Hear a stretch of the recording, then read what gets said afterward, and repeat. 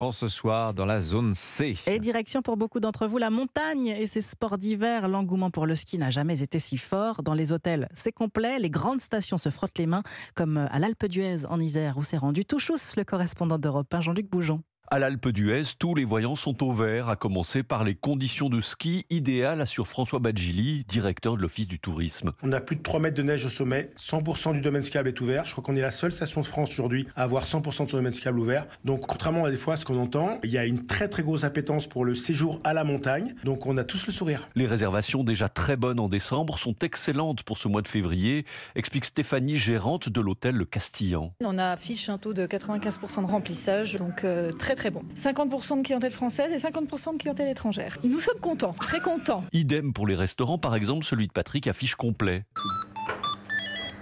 Restaurant Edelweiss, bonsoir. Ça arrête jamais le téléphone. Regardez, je vous montre.